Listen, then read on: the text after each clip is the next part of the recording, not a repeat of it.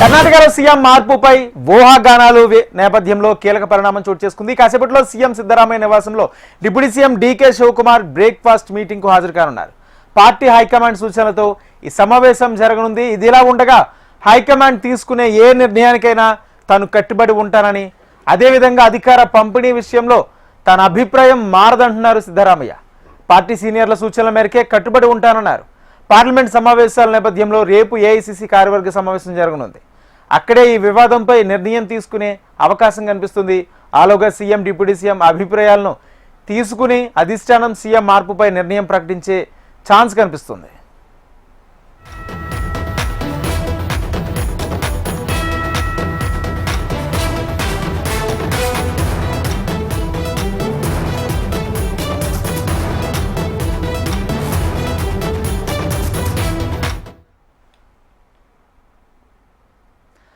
కర్ణాటకలో సీఎం మార్పుపై ఊహాగానాల నేపథ్యంలో కీలక పరిణామం చోటు చేసుకుంది. కాసేపట్లో సీఎం సిద్ధరామయ్య నివాసంలో deputy CM DK Shivakumar breakfast meeting హాజరు కానున్నారు. పార్టీ హైకమాండ్ సూచనలతో ఈ సమావేశం జరగనుంది. ఇదిలా ఉండగా హైకమాండ్ తీసుకునే ఏ నిర్ణయానికైనా తాను కట్టుబడి ఉంటానని, అదేవిధంగా అధికార పంపిణీ విషయంలో తన అభిప్రాయం మారదంటున్నారు సిద్ధరామయ్య. పార్టీ సీనియర్ల సూచనల మేరకే కట్టుబడి ఉంటామన్నారు. పార్లమెంట్ సమావేశాల నేపథ్యంలో రేపు ఏఐసీసీ కార్యవర్గ సమావేశం జరగనుంది. అక్కడే ఈ వివాదంపై నిర్ణయం తీసుకునే అవకాశం కనిపిస్తుంది. ఆలోగా సీఎం డిప్యూటీ సీఎం అభిప్రాయాలను తీసుకునే అధిష్టానం సీఎం మార్పుపై నిర్ణయం ప్రకటించే ఛాన్స్ కనిపిస్తుంది. ఇదే అంశానికి సంబంధించి పూర్తి సమాచారం మా ప్రతినిధి ప్రవీణ్ అందిస్తారు. ప్రవీణ్. రాజేంద్ర, కర్ణాటకలో ఏదైతే సీఎం మార్పు వివాదం కీలక దశ చేరుకుంది. ఏదైతే ఈ రోజు ముఖ్యమంత్రి అదేవిధంగా ఉప ముఖ్యమంత్రి ఇద్దరు కూడా కలిసి ఓ నిర్ణయానికి రావాలని చెప్పి అధిష్టానం ఏదైతే ఆదేశం ఇచ్చిందో దానికి కట్టుబడి ఇద్దరు కూడా ఈరోజు కలిసే అవకాశం ఉంది. అయితే ఎవరి నిర్ణయం ఏ రకంగా ఉంటున్నది మీటింగ్ తర్వాత తెలిసే అవకాశం ఉంది. ఇదే రేపు దీని మీద ఒక తుది నిర్ణయం వెలువడే అవకాశం కూడా ఉంది. ఇప్పటికే డీకే శివకుమార్ ముఖ్యమంత్రి కావాలని చెప్పి రాష్ట్ర వ్యాప్తంగా ఆయన వర్గం వైపు పూజలు సంబరాలు జరుపుతున్న నేపథ్యంలో మఠాధిపతులు కూడా ఆయనకు మద్దతు పలుకుతున్నారు.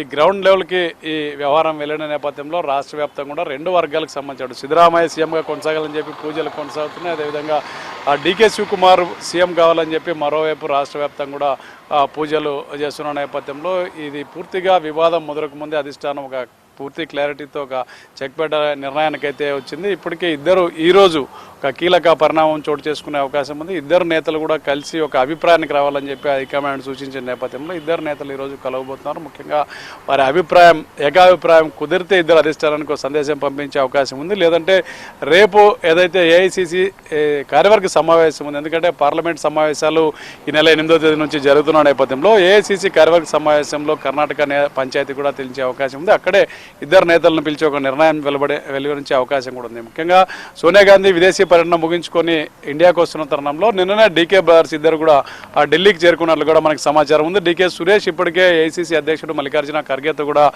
సమావేశమే మంత్రాలు జరుపుతున్న పరిస్థితి. ముందు నుంచి కూడా డీకే శివకుమార్ కాంగ్రెస్ నమ్మిన వ్యక్తి, కాంగ్రెస్ సిద్ధాంతాలుకి ఆకర్షితులై కాంగ్రెస్లోనే పుట్టి పెరిగిన వ్యక్తి కావడంతో అధిష్టానం చెప్పిన మాట వింటూ వచ్చారు.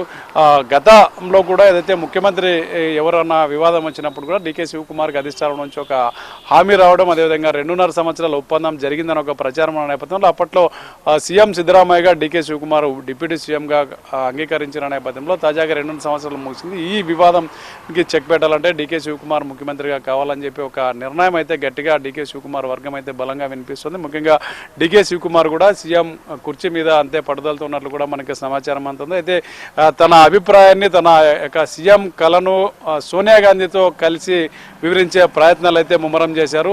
పార్టీ అధినేత్రి సోనియా గాంధీని కలిసి తన అభిప్రాయాలను కూడా చెప్పాలని చెప్పి ఆయన ఇప్పటికే ఒక నిర్ణయానికి వచ్చారు. ఆ మేరకే సురేష్ నిన్ననే ఏఐసీసీ అధ్యక్షుడిని కలిసి కూడా మంత్రాలు జరుపుతున్నట్లు కూడా మనకి సమాచారం అందుతుంది. అయితే సీఎంగా తానే 5 సంవత్సరాలు కొనసాగుతానని చెప్పి ఓవైపు సిద్ధరామయ్య కూడా స్పష్టం చేస్తున్న నేపథ్యంలో సిద్ధరామయ్య ఎలాంటి నిర్ణయం తీసుకుంటారు, అధిష్టానం సిద్ధరామయ్యకి ఏ రకంగా సందేశం ఇస్తుందని కూడా ఇవన్నీ కూడా కొంచెం క్వశ్చన్ మార్క్గా కనిపిస్తున్న పరిస్థితి. ఇద్దరు నేతలు ఎవరికి వారు సీఎం సీటు మీద పట్టు విడవని పరిస్థితులు నెలకొన్న నేపథ్యంలో కాంగ్రెస్లో ఏం జరుగుతుందని కూడా ఒక ఉత్కంఠ అయితే నెలకొంది. ముఖ్యంగా కర్ణాటక రాజకీయాల్లో గత 10 రోజులుగా సీఎం మార్పు వివాదం జోరుగా ప్రచారం జరుగుతుంది. అదేవిధంగా వివాదం నెలకొన్న నేపథ్యంలో ఇద్దరిని కూడా ఒక ఏకతాటిపైకి తెచ్చి ఒక అభిప్రాయం వెలువరించే అవకాశాన్ని అయితే ప్రయత్నాలు చేస్తుంది. ఇప్పటికే ఏఐసిసి కార్యదర్శి వేణుగోపాల్తో పాటు పార్టీ ఇన్ఛార్జి సుర్జిత్ సింగ్ సుర్జేవాలా ఈ ఇద్దరు కూడా మంత్రాలు జరుపుతున్నారు.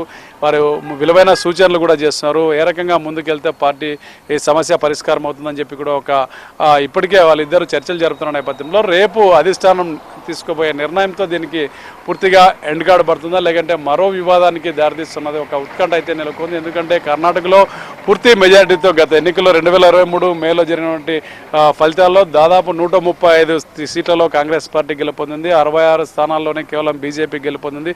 కేవలం 19 స్థానాలకు జేడీఎస్ పరిమితమైన నేపథ్యంలో మరో ఇద్దరు కూడా ఉన్నారు. ఈ మొత్తం చూసుకుంటే ప్రస్తుతం అయితే అసెంబ్లీలో 140 సీట్ల ఆధిక్యంతో కాంగ్రెస్ పార్టీ కొనసాగుతుంది. అయితే ఇద్దరు కూడా పార్టీలో కీలకమైన వ్యక్తులు. పిసిసి అధ్యక్షుడిగా డికే శివకుమార్ కొనసాగుతున్నారు. డిప్యూటీ సీఎంగా కూడా ఆయన చాలా పోర్ట్ఫోలియోలు నిర్వహిస్తున్న నేపథ్యంలో సీఎంతో ఉన్నటువంటి విరోధంతో కాంగ్రెస్ పార్టీని ఎటువంటి ఇబ్బంది పెట్టే పరిస్థితి అయితే ఉండదని చెప్పి ఒక అంచనాకు వస్తున్నారు. ముఖ్యంగా సీఎం సిద్ధరామయ్య కూడా ఆ సీటు త్యజిస్తారా లేదంటే మరోసారి ఆయన అధిష్టానంని ఒప్పించి డికే శివకుమార్ను ఒప్పించే ప్రయత్నాలు చేస్తారన్న ఒక ఉత్కంఠ అయితే నెలకొంది. ముఖ్యంగా రేపు జరగబోయే ఏఐసిసి కార్యవర్గ సమావేశంలో దీని మీద ఒక అధిష్టానం ఒక నిర్ణయం వెలువరిస్తుందని ఒక ఆశాభావం అవుతుంది. ముఖ్యంగా రెండు వర్గాల్లో కూడా పూర్తి ఉత్కంఠ అయితే నెలకొంది. Rajendra. Right, thank you Praveen.